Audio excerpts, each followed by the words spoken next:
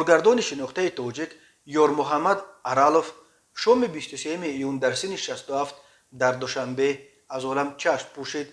به گفته نزدیکانش کارگردان سالهای آخر از بیماری دیابت قند رنج میکشید.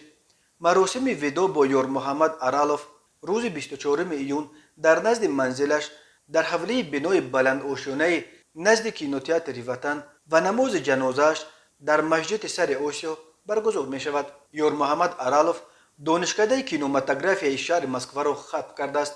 سال 1975 با اختصاص هنرپیشه و سال 1984 با اختصاص کارگردان سینما او سالهای 1975-1979 در تئاتر به نام لاهوتی همچون هنرپیشه و از سالهای 1984 همچون کارگردان فیلم‌های مستند و بدیعی در تاجیک فیلم کار میکرد. سالهای 1991-1992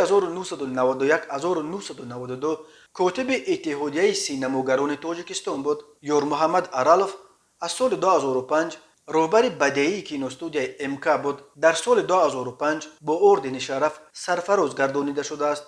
در ابتدای سالهای 90 فیلم مستند او با نام میسیس اوشیر نیلونی درباره حوادث فوریه سر و صدای زیاد به پا کرده بود.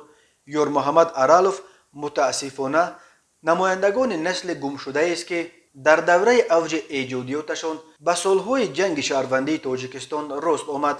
سالهایی که سینمای تاجیک به سبب نبودن مبلغ گذاری رو به تنزل آورد. یار محمد ارالوف بسیاری از نقشه های ایجادی خود را نتوانست عملی کند و اکنون با خود این همه را به زیر خاک میبرد. یادشان گرامی بود.